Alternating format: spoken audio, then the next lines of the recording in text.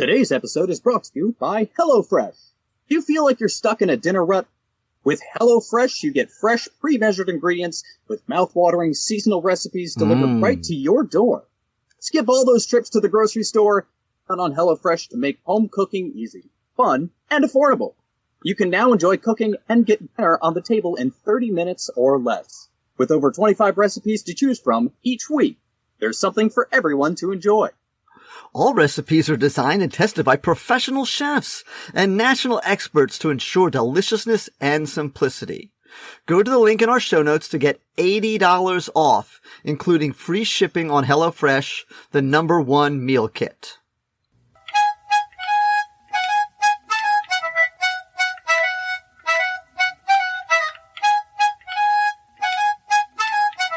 Welcome, ladies and gentlemen, to a very off-grid episode of Unprofessional Development. I'm Tedisco. And I'm Mealy. And today we have with us off-grid Gretchen. I don't know if she goes by that in real life or whatever, but she's one of my followers on Twitter, and I gave her a big shout out because she's one of the more positive people on Twitter. No matter if I post something goofy, if I post something about education, if I say whatever, I see my notifications. Gretchen liked that tweet. Gretchen liked that tweet. Gretchen liked that tweet. That's how you get on the show. Yeah, I am a positive affirmation junkie, and she regularly fulfills that need. So, without me trying to get into all the details, I'll let her do it. So, we like to do this with bizarre statements, and I'm still trying to come up with them to this go. And I don't know how many more of these I can come up with, but I came up with this one. Oh, you got more in the tank. I know you do. Okay. So we're going to have you describe your education as a road trip. Okay. So where did you start? Where were some places where maybe the car broke down? What were some great stops that you really enjoyed? Maybe this was like an off the road thing that I stopped and this was okay. And then what are some overhyped tourist traps? So as you journeyed from not an educator through the world of education up until your present state, what just kind of and then kind of keep the metaphor going if you can. First of all, I can say that if I'm following the metaphor, I was kind of preceded by a Model T. Nice. And because both of my dad's parents were educators. So Wow. My grandmother was a kindergarten teacher and my grandfather taught junior high algebra, and he eventually became a superintendent. Oh, wow. Okay. Of So you've got a small, tiny district. And back in the day when things were very different. So they began teaching in the 1930s. So. Oh my goodness. But I had that legacy in my family. My dad was involved in the school board, although he wasn't an educator himself. He was very involved in our local educational community. And my mom was, for a period of time, was a school counselor, and ended her career as in admissions. So I have that legacy, if I think about it, of, the Model T coming off the line that came before me. You grew up around all those educators, you still wanted to do it? Yes. It is funny because when I initially was thinking about it, my grandparents were very proud of me. They were very, very proud. But that didn't dissuade me. Do you have pictures? Are there any pictures of your grandparents in the classroom or in front of the school or with their class or something like that? I do have a few from my grandmother when she was in the local paper a couple of times. And wow. The big secret, I guess, is that there's actually a school named after my grandfather. Oh, nice. Because of his contributions. Wow. To football. So we have that actual school. That's really cool. So, and my brother was born on the day it was dedicated. Wow. And so they've always felt very close to us. We have a lot of pictures from that. That would be such a neat thing to have, sitting on your desk and kids come up and go, oh yeah, there's my grandfather. He taught da-da-da-da-da-da and stuff like that. So it's pretty cool. It is neat. So your parents were the favorites. Yeah. That's what I'm hearing. Yes. We didn't live in the district. We weren't, we were a few towns removed, but, definitely my grandma taught in my hometown. And when she taught, she was one of the 2 kindergarten teachers. And so she taught the other half of the town. Mm-hmm. In that era. Wow. And so there was that legacy. Mm-hmm. And I could see the effect that good teaching has on the community. So that was my starting. If I go to the roadmap, I had a good factory build there. Mm-hmm. However, when I was trying to start out as a young adult, young car off the lot. I wasn't sure what I wanted to do. And so I did not jump into an education program. I grew up in California, and in the California system, and you can't get an education degree at the University of California. So I majored in philosophy, minored in English, and I thought about teaching. I interned at a high school for a year. I always worked with kids. I led outdoor programs. We took kids like on rafting and wilderness trips, but I still wasn't sure. I was not ready to jump right into the classroom. I was thinking about law. I knew I wanted to travel. So either philosophy, law, or travel, or teaching. Yes.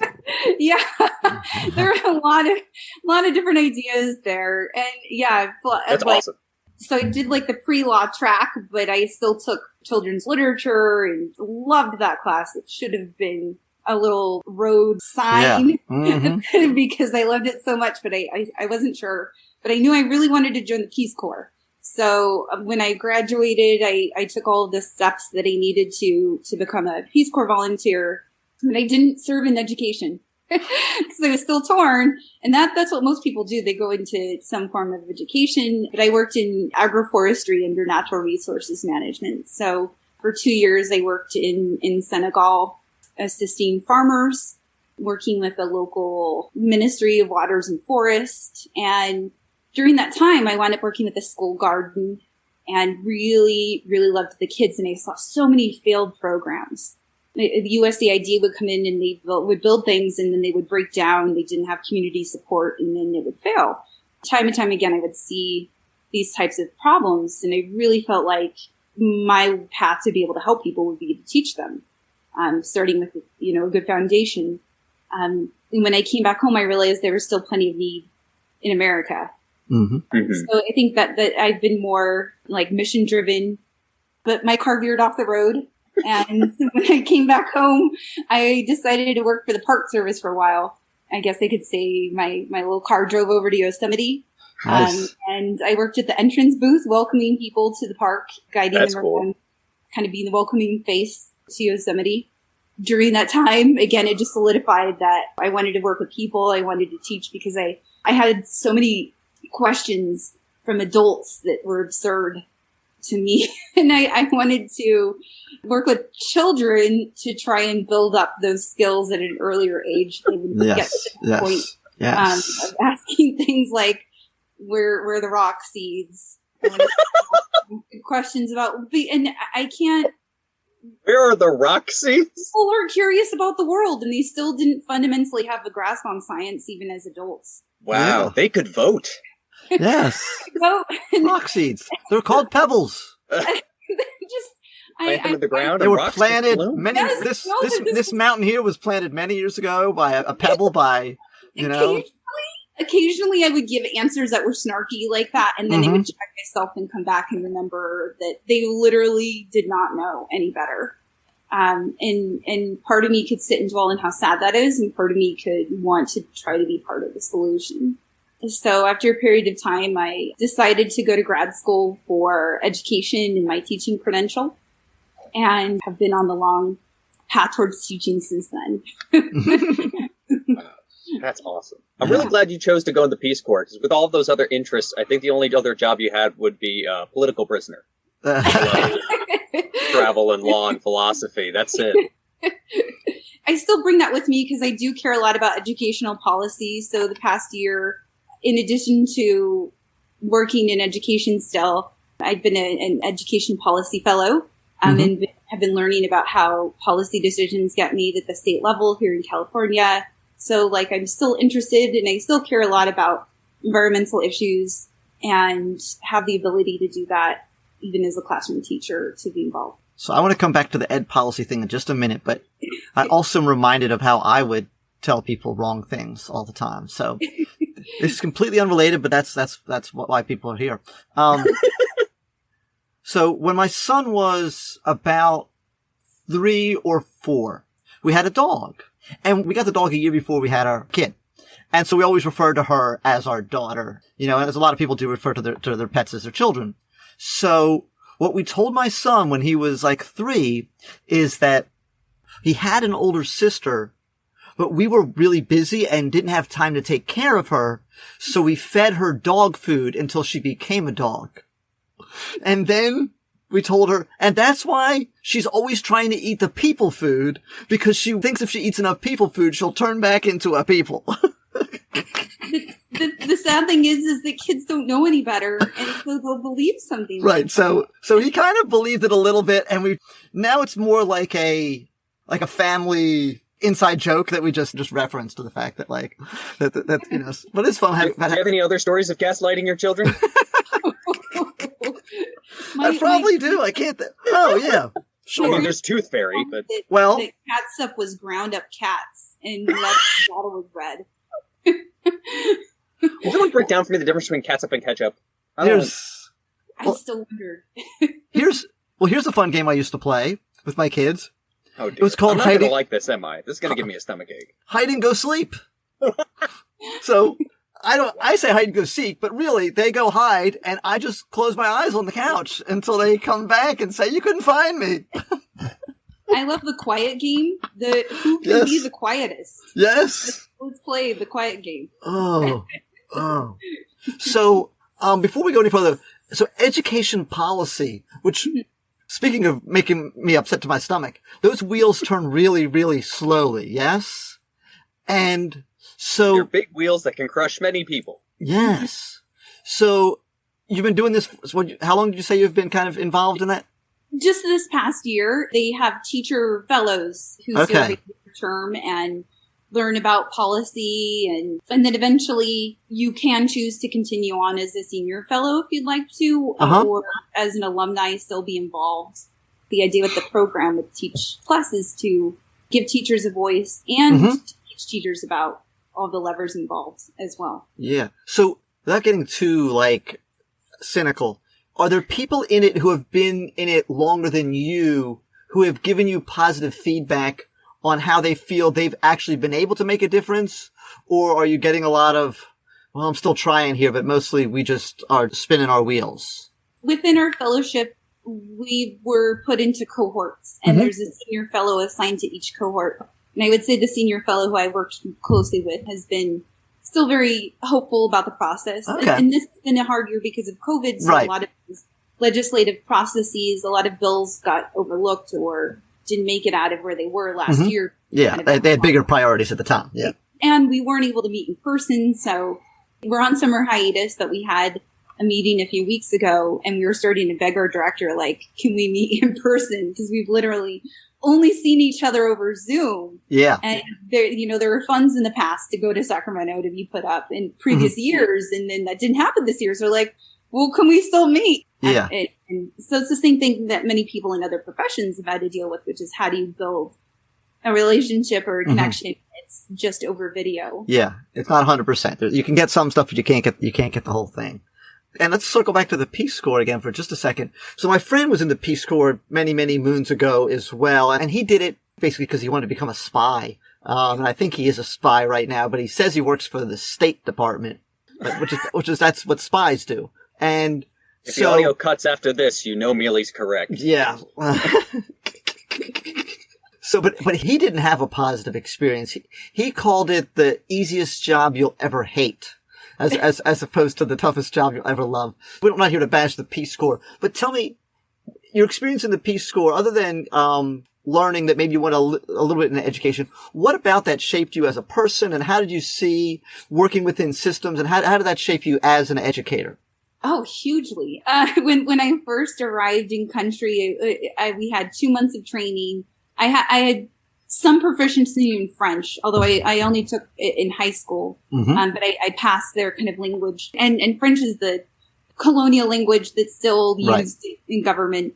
So I was able to get around enough to be able to read and write and do grant work in French just with high school. So I was given instruction on this language called Pular. And I had 2 months to pass the State Department tests. Wow. In Pular. You had to reach a certain degree of proficiency to be allowed to serve. And is it known as a really complicated language or a relatively simple language or medium or? It's extremely complex. Okay. And only recently alphabetized. Like, it doesn't follow the normal, like, subject, verb, object grammatical structure that you would have in Western languages. Yeah. The alphabet's totally different, so some of the letters kind of align, but there are all these other letters. Instead of prefixes and suffixes, there are also infixes. Oh, wow. The majority of the content in words would be contained in the verbs. So there are verbs for everything from, like, helping someone put a bucket of water on their head, helping someone take a bucket of water down off their head. It was completely foreign. Oh, my goodness. It had 2 months to become proficient enough to be sent off into the world. Wow. And so I think that has really been the most valuable thing for me as an educator, working with English learners. I don't have a background in Spanish. I only did a 2-week fun course in Oaxaca that did not teach me enough, but it helps me to empathize what it's like being immersed somewhere. So I spent 2 years at a site. My closest neighbor was 90 kilometers away. My closest American. I say isolated. It was just that it was isolated from other Westerners, isolated from any other Americans. I was surrounded by people, but they weren't from my culture. They didn't speak my language. And so that has definitely helped my empathy with students who are newcomers. And I think it giving me a bigger picture when there are problems, like, say the copy machine's broken down. Like, it's frustrating, but, like, there could be bigger problems. Yes. Right now. Yeah. And so it could be the copy machine broke down and the next copy machine is 90 kilometers away. Exactly. I mean, Yes. Yes. And the copy machine is how you get water. I mean, like, literally, I did live in a mud hut with no running water or electricity. Wow. And so if I needed water, I had to carry it in the bucket on my head. So when I think about resourcefulness, overcoming problems, I remember that perspective. Also, my work with both American and Senegalese bureaucracies has, I think, given me both a frustration and, but also the knowledge of, like, what it takes to kind of smooth things over and make things happen. Like full perspective. Yeah. Wow. So you just gotta, like, find those little victories and, like, keep pushing forward. Always persisting. And that's what it's left me is the takeaway is, like, just that there will be an answer. It just might not be on the time frame that I want. And it might mean having to think more creatively. You know, I've predominantly worked in underfunded schools. And so when I think about trying to be resourceful, I've always looked for grants, outside funding, always seeing what I could do to bring to my school that maybe didn't exist before. One of the coolest things that I got to be involved in was at the previous district where I have been working for the past several years. It was on the edge of the Tahoe Forest, and our students were very, very isolated. It's a huge area, the largest geographical area in California that a district covers, but the kids were very far removed from society in general, from town life, from being able to have regular opportunities with other kids. I mean, the other school in our district was a one-room schoolhouse. Wow. With fewer than 10 kids. And I had the opportunity, it literally dropped into my lap. The county arts council had a poetry program. And they reached out to us and wanted to try and coordinate poetry teachers. So I got to participate in this program called Dream a Difference. And we were able to bring working poets to teach lessons to our students. Cool. And then they connected with other students learning about poetry in different countries around the world. And they wanted to work with conflict zones. So we connected with a school in Syria. Wow.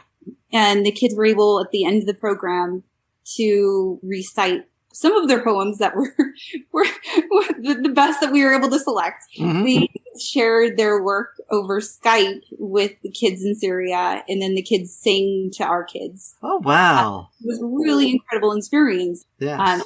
And at the end of it, our kids' work was published in a book along with the other students that they had been working with. That's amazing. It was literally offered to me as an opportunity, but it took a lot of persistence in terms of getting the kids to work with the program. Yeah. And I think that mindset of, like, there's a whole big world out there that because of these things like Skype that we can bring to kids who might not have the opportunity to see it.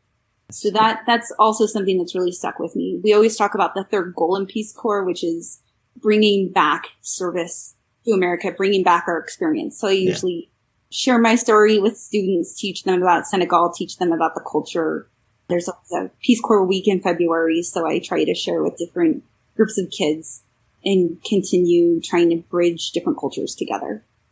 I was going to say, I think one of the lessons or my takeaway from the whole Syria thing is it's annoying sometimes the amount of work and effort and paperwork and approval and all that needs to happen to have literally what might come up to be like a 30-minute experience. You know what I mean? You know? And it's like, so it took me like 17 hours to have like 30 minutes of Skype time with these people too. But what you have to look at is you have to look at the other end is that the kids take that 30-minute of Skype time with the kids in Syria and exponentially spread that and what that means to their life later on. So it ends up being completely worth it because they might be the only thing they remember from that whole year of school sometimes. You know what I mean? That was totally it. And the kids got to perform their poems on the radio too, the local radio. So yes, cool. There were hours of work on the back end that went into it. And it was made a lot more difficult because of the security situation. Yeah.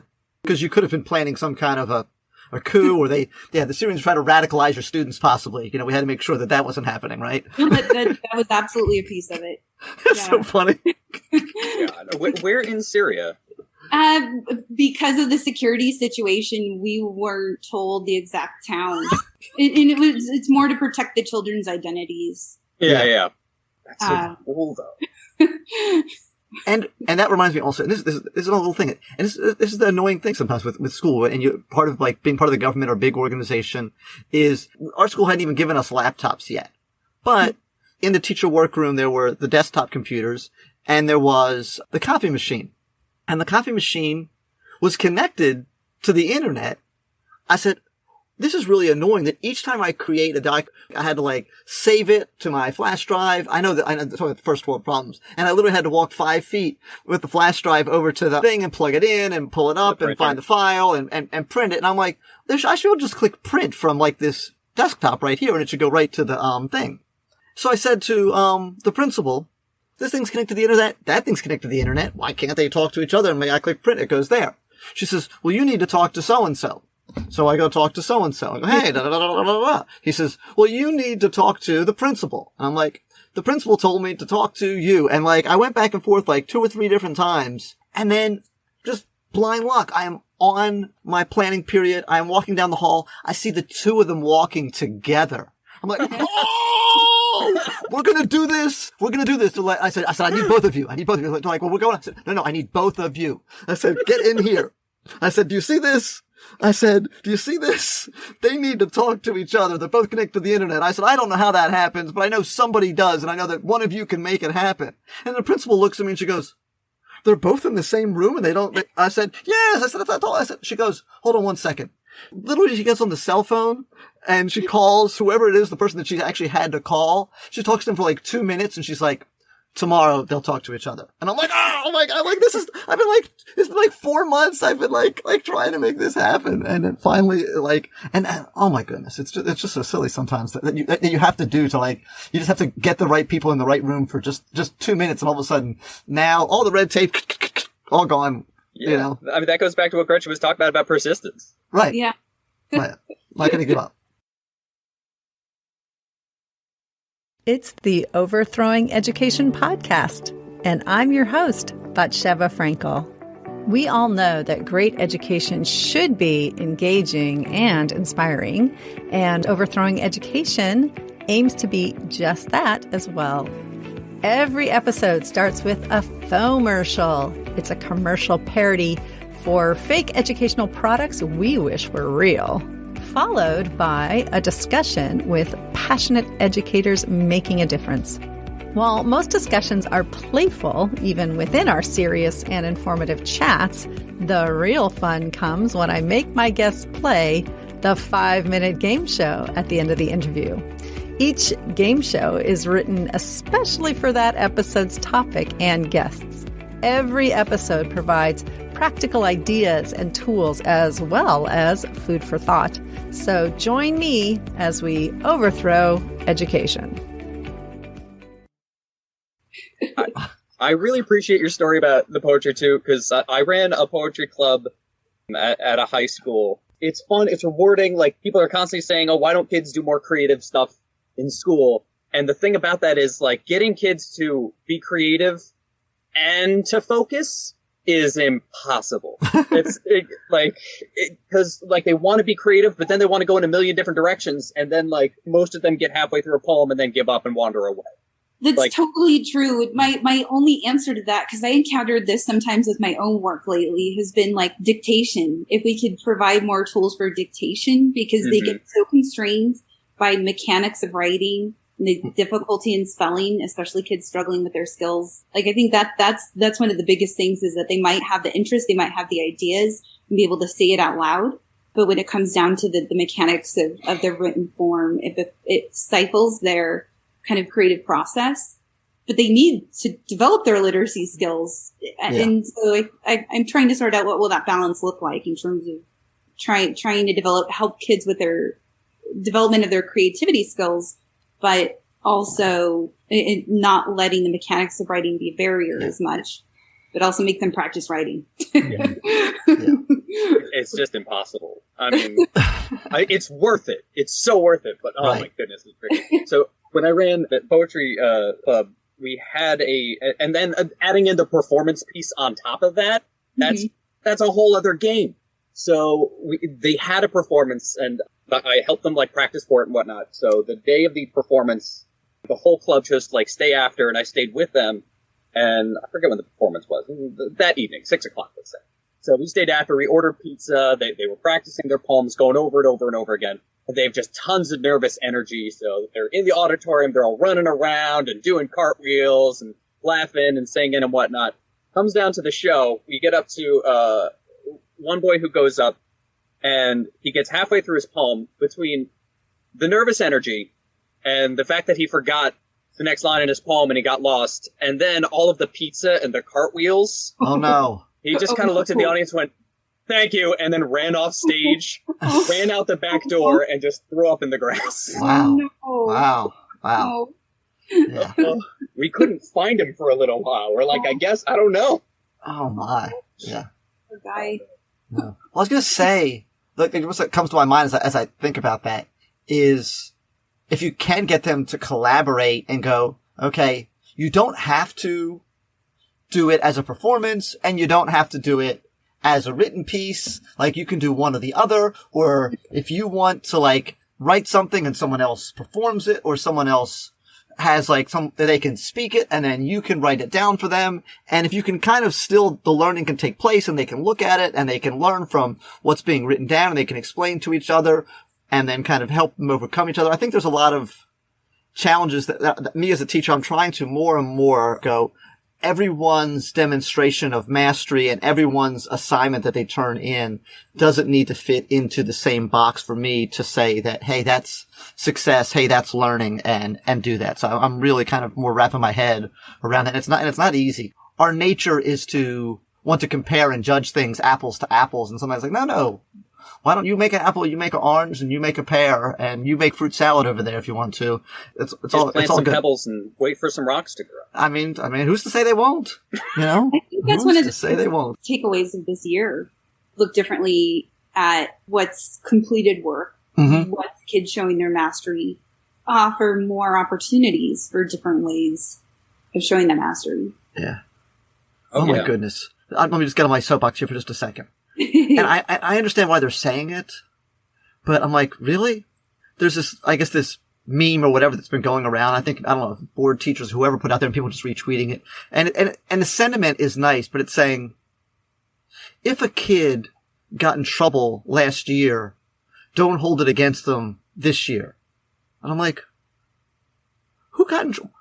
Why would someone get in trouble last year? Like, they're like, really, like, what? Like, there's no one, right? No one should have gotten in trouble last year. I mean, I'm sure someone could have done something bad, but like, there's the amount of kids that got in trouble last year should be like almost none, because like they were at home, most of them, for most of the time. Like, what were they getting in trouble? I'm like, oh, well, okay. I get you're saying yes, give kids a fresh chance. But I'm like, how would I even know that a kid got in trouble last year? You know?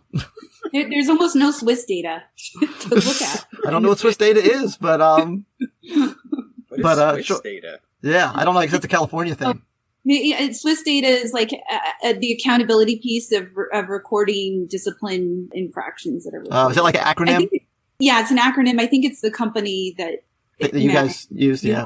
Yeah. Referral has to get typed into it, and you have it, and people will look at it for trends in terms of when are problems happening the most. They're happening at lunchtime, so it is helpful for. We have to track that to figure that out. Yes. Oh, the day before big breaks, when it's a full moon and at lunchtime. Super Bowl.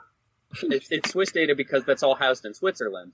Yes. Since they're a neutral party. They can do that. They can look at the data without bias. Mm-hmm. I guess so. People don't like Switzerland, but their flag's a big plus. Yeah. Oh, wow. That's a mealy joke for Thank you. Thank you. That's good. That's good. I'll be using that. You're welcome. So who or what outside of education has shaped you the most as an educator? And obviously Peace Corps is the big one. Is there anything else that you say, hey, this has really changed who I am or how I educate or what I do? I'd say some of the professional development I've attended, so postgraduate work, okay, has really shaped me. You had good professional development? I know. Not at my district necessarily, but I attended a workshop that was really influential to me at Stanford Design School about design thinking, and I've gone through their process and workshop in terms of problem solving and looking at things in a new way and through the design process. That was new to me. So what's one like a tip you could give to to our listeners and go, because of what I learned there, I do this with kids, or I have kids do this, or I change this about what I do? Because of that process, I try to start from a place of empathy. So in problem solving, so both students and teachers, I'm trying to figure out a way rather than making any assumptions. An empathy interview isn't necessarily asking everyone. It's more like polling people and really trying to figure out that problem with the specific people. But I've used that in looking at the design of my classroom, trying to rethink how I use spaces in the room. But usually I had the thought of the physical space, but it can be for any sort of a problem to try to tackle. It's not from the field of education, but I've attended a lot of workshops and retreats at a retreat center called Esalen. That's on the coast in California. And I attended one on educator mindfulness, and then another in the year before COVID on neuroplasticity. And that has really opened up my mind. I started to hear about neuroplasticity in areas around trauma-informed practices, kind of trying to think about the way that the brain can heal itself and the way that our brains actually learn. Yes. And I'm kind of self-teaching and trying to look at different resources in terms of trying to actually understand how our brains learn and apply that to my teaching. So I think more about that. Getting the kids to buy in on that as well, particularly myself who teaches like high school kids, that your brain is not a finished product, and whatever the challenges were before doesn't mean that's what the challenges are now. And I think I use the analogy of like, you can be labeled as a crawler when you're a 1-year-old. Oh, that kid's a crawler. This one's a walker. It's like, well, yeah, but you're not crawling anymore. You were labeled that in 5th grade or 8th grade. Doesn't mean that's what you have to be right now. You just might have learned to walk, and whatever the brain analogy of that is, whatever the content analogy of that is, you can be doing that now. Yeah. And the kids can, even in younger grades, can understand that vocabulary, and those concepts. I've witnessed even 1st graders being taught about neuroplasticity in the brain, the way the brain can grow. People really latched on to the concept of growth mindset. Yeah. In some cases, it seems like it's almost used as a way to excuse like, oh, you can overcome this with your grit. That's different. I don't want to make excuses for how much the conditions that kids are living are terrible in a lot of cases. That's not okay to me. And it doesn't mean we unrealistically say that, that everyone is going to be Albert Einstein, regardless of what their educational deficit might be. But it just means that you're not done and don't stop. Exactly. Yeah, the people that overuse it and go, oh, yes, we'll have everyone doing AP calculus as 4th graders. No problem. It's growth mindset. Exactly. So I don't think of it in any case of being trite. But I think it's important for kids to know about how their brains work. About the fact that they can still grow in their learning and kind of empower them. And so that's really shifted my thinking. I like to say or think that I've come a long ways But I think that in education in general, we've been learning more about how brains work, how kids can still learn. That's what's made a bigger impact on me. Yeah. I'm still kind of growing in that area. And I know next year when I have like a classroom full of kids as opposed to like all the nonsense for the past year, it's going to be a challenge not to like let that old bias kind of like slip. The biggest challenge for me is when it comes to class size. And then sometimes I'm like, okay, how much effort can I put into this one? And what am I going to get out of that effort versus this one over here that's trying to do it? But I have to realize that I can't give up. I just have to modify how I deal with that kid. And I have to talk about the persistence. I have to continue to keep coming back and going, okay, let's try it again. But sometimes I need a breather. You know what I mean? There's definitely sometimes where I'm like, okay, I'm going to take 3 days off, honestly, from bugging that kid because he's not liking it. I'm not liking it. And just, but on Monday, I'm going back. I'm going to get in there one more time and say, hey, how about we try again? And it's amazing sometimes when that break, they kind of miss the battle a little bit and now they're ready to like work with you and go, okay, you're back. Okay, you didn't, I pushed you away, but I missed you from bugging me. So let's do this. Sometimes you both need a break. Yeah. Yes. And I'm really glad you bring that up. A lot of times, like, I know me mentally, like I consider educational practice is one thing, and then knowledge about the brain like a scientific thing. But like it's the same thing. But we created, our educational system. I mean, a lot of it comes out of, Enlightenment thinking, which was free psychology. And so a lot of times we just have trouble branching those two. Yeah. It's interesting. I learned a small amount about the way the brain thinks when I was a philosophy major. I took philosophy of mind, but back then, not to age myself, but like cognitive science wasn't even a field yet, or it was very, very new, and we were just starting to learn how the mind actually works. So there's been so much more learning at the higher levels than where I am. But I found in the past several years that a lot of those learnings are now being distilled into works that we can study as teachers. I have all of them on my shelf. But I'm still pretty good dust collectors. Those yes. Confessions of a Bookaholic, huh? That's my emotional support stack of unread books. Don't touch them. There's a whole bunch, and so it's an area that I'm still actively interested in. Most recently, over the past year, we've been going through a literacy training called Letters, LETRS. And in the first unit, they show basically what happens in your brain when it's learning how to read. Mm-hmm. To me, that's critical information that any teacher, especially K-5 teachers, should know. Yeah. Like how the brain works when it's reading and the processes that are involved. Mm-hmm. That should be taught in pre-service. Why do we do what we do? What's the purpose of school? How do we know what works? We don't want to be slaves to data. We shouldn't fetishize pedagogy.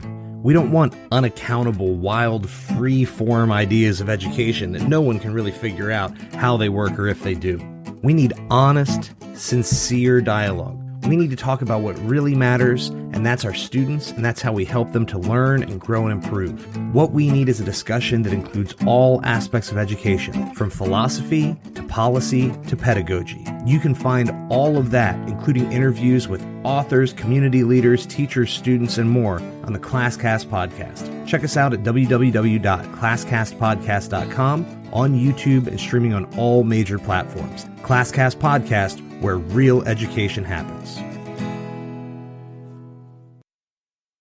And I feel so we've gotten this far. I haven't even asked. So, what grades or subjects do you teach? Yeah, I'm an elementary teacher. I could teach in the upper grades as well. I'm qualified to, but I like teaching elementary. Those kids smell funny. Yeah. And so this next year I'm going to be teaching second. Oh, wow. I've taught first for the most years in my career. Mm-hmm. I've taught second. I've taught a 2-3 combo, a 3-4 combo. Okay. I taught straight third grade. I subbed Head Start for 4 months. I was a long-term sub for little guys. And I wound up doing a long-term sub for high school because they needed an English teacher unexpectedly. Oh, wow. So it's like, and last year I served as literacy TOSA, so I was more providing support for my district in trying to start new initiatives. And I'm not in elementary, but my understanding is don't people get pigeonholed sometimes in the K through 3 and then 4-5, and they're seen as like different things sometimes by administrators or people who make the schedules? Is that like something that you've found as well? And do you want to get into the 4-5s, or you're cool with the K-1-2? Yeah, that definitely happens. I think when I taught the 3-4 combo, the fourth graders did start to grow on me, but I felt that I'm more comfortable in primary land. Yeah. So I sometimes it's what administrators determine people are better suited towards. Yeah. I've thought about teaching. Fifth grade is something I wish I could just do it for a year just for fun and just see what it's like. Because fifth grade, in my mind, I like the idea of the fact that you get to teach. And it depends on the school, because some it's more now broken up, where you're like the fifth grade, like English, history, social studies, whatever, where you're the fifth grade math, science. But I think I would enjoy if I could get to a situation where I was fifth grade and I got to teach all the subjects. I wouldn't planning for all the subjects. The planning would be a nightmare. I obviously realize, but just the fact, but I just like the idea that it's like the last kind of grade where you can teach all the subjects, but yet the maturity level is there to have deeper level conversations with the kids about those subjects. So, but no, I can't imagine the planning. I literally, as a high school teacher, I have to have 90 minutes of lesson per day, and I rinse and repeat that 2 more times, as opposed to having like 6 to 7 hours with potty breaks and whatever else we have going on for the day, and figuring that out. That does that. It's not anything you said, but in general, there's kind of a bias toward primary teachers because we don't teach heavy content, that it's somehow lesser, and that it's somehow less demanding. And it's just as demanding, if not more, because there's so many subjects that have to be taught, and we really have to be experts in our craft of teaching and knowledge, plus developing children as people. Right.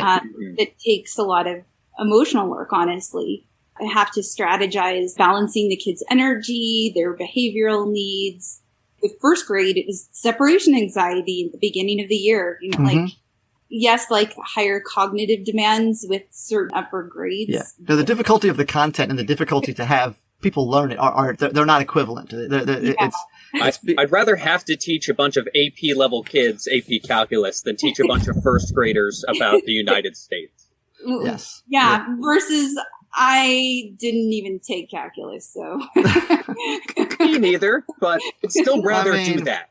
It's basically just the area under the curve. That's basically all it is, and the slope of a curve. You can do it, so. Yes. I max out. Fourth grade is like good for long division when I taught the combo, and I do have to say, like, my little pitch that I've learned at the school where I've been teaching the past several years. Combo teaching, multi-grade teaching is incredibly difficult. Oh my, yeah. And it is not given enough space in the educational world in terms of support. Yeah. It's very, very hard. Which we had a guest, Doll, that we've actually taught with. And she taught elementary school, and she made the move up to the high school. And so I know it's just the sample size is one person, but her statement was, the lesson planning is ridiculously easier as a high school teacher than it was for an elementary school teacher.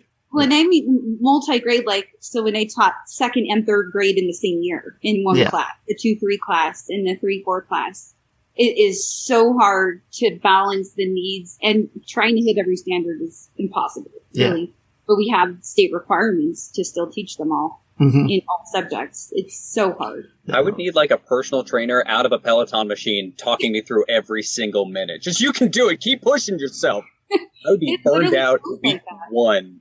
It's like Tetris in a classroom, with the standards, trying to yeah. Sometimes things fit where you can extend it further. Say for opinion writing, in one grade, you might have to have 2 reasons to support your opinion. In the next grade up, it might be 3 reasons, or give some more supporting evidence. Right. So some things lend each other to that, where you just extend the lesson. Yeah. In some cases, though, the standards are totally different, and they literally have to be taught separately. There's no way. It's just, here's a random thing we need kids to know by the time they're 10. Yeah. How about second grade? Sounds good. We've got this other pile over here. Put 2 of those in 3rd grade, 1 of them in 4th grade. All right. We still got some room in 5th grade if their list is only this long. But sir, it takes like a month to teach this one right here. I don't care. The list is short. Here you go. There's another one for you. That the way that the standards were devised, I think that's how it's done. I'm pretty much sure that's the actual. What do 12th graders need to learn? Okay, well, 12th graders need to learn this. If we need productive citizens to know this by the time they graduate from high school, they spiral back from there. Yeah. That's, from my understanding, that's where everything's coming from. It's sometimes, yeah. But it's not looking at individual kids at that specific stage in their development and what they're actually capable of yet. It's just trying to fit all the standards in a progression. Oh, right. When I was teaching 9th grade, I had kids with special needs. I had kids who were English as a second language. And one of the standards was we had to teach them gerunds, infinitives, and participles. And I'm like, no. We're getting through what's a paragraph. Like, that's the max I'm getting. I don't care I'm not gonna lie. I had to look up what a gerund was because I didn't remember. It ends in ing, right? It ends in ing. Sure. Why not? So is ring? Does that get you outside of Jeopardy? Is ring a gerund? What about ding? What about ding? It's a verb plus ing, I thought. Yeah, I think it is. That's where you get all those problems. Yes. Right. Yes. So dancing is a gerund. It can be. It depends on how you use it. Context. Oh, okay. Gerunds are nouns or verbs that act like nouns. Yeah. So if you said like, I love dancing. That's a gerund. Okay. Also, I think it's not a bad name for maybe like you have a boy. I think I would you can name your boy Gerund. Come here, Gerund. Okay, I would name my son Gerund. Anyway, so we're almost running out of time here, but if you have any, we love funny stories. So if you've got an anecdote, like things you tell, at the cocktail party or wherever you are that you're sharing amusing, stories, do you have some good ones for us? Cause we love to hear them. I'm trying to think of what I haven't shared on Twitter already. But share it again. Who cares? My first year teaching at my forced school, I had 3 sets of twin boys in my class. 3 sets of twin boys. And our question was always like, what's in the water up there? Yes. Like, how did that happen? And that year, another teacher on our staff became pregnant. And I've learned, and so what I always do now when I have a colleague and we do a school baby shower, I have the kids make a baby book for them. Oh. And, like I usually have them write advice. We do sticky notes with younger grades, and their advice is so good. And like the stories, I think one of my favorites was burp it real hard. Oh my, yes. Yes. You do. The best was all caps, taking up a whole page. Don't have twins. Wow. And I know which kid would have said it too, because I could already hear their voice. Yes. Wow. What's that? Twins? No, put one back. Okay. like there's a choice. Like, right. I taught a girl once, and she was part of a set of identical twins, and the mother named them both Louisa. Oh my goodness. So we had to call them by their first and middle name to identify them. Oh. Okay. So I had a set of identical twins that I had in back-to-back classes. They weren't in the same class. So the fun part was that I let the kids choose their own seats that year, and both the identical twins chose the exact same seat. Oh, no. So put out their names every day. Well, is there anything else you wanted to? You don't have a book or a podcast or you don't do lectures or whatever, right? You're just fans can follow you on Twitter. Yeah, but you are on the Twitter all the time. Yeah, so boys and girls, follow her on the Twitter. She will follow you back. She will give you likes. Okay, she's one of the super positive people on Twitter. And what was really sweet also when I did do that was, and I hope it made you feel good, was all the people that were like, yay, Gretchen! When I remember that when I did that shout, they're like, I love her too, she's awesome, yes. So and even Principal L, who's gonna be on the next episode or whatever, he was like, Does he know you, or was he just being nice? We follow each other. And Okay. He was being nice. Okay. He's like, oh yeah, she's gonna do a better job than me. No. So, but anyway, follow Gretchen on the Twitter. The link is in the show notes. And thank you guys again for listening. Hey, I haven't said this in a while. I don't know. If you enjoyed this talk, if you enjoyed this podcast and you like hearing us run our mouths about education and stuff, let somebody else know. There's like a really easy way on your podcast app. There's something that says share. You know, the little ball with the other two little like lines and other little circles coming off of that, and you click on that and it says, oh, how do you want to share it? Just share it out there and tell other people, and then so Tedisco and I can become millionaires. So definitely the next step. We're pretty close. Gretchen, thank you so much for being on the show today. Yes, thank you for your time. We really, really appreciate it. And as always, stay unprofessional.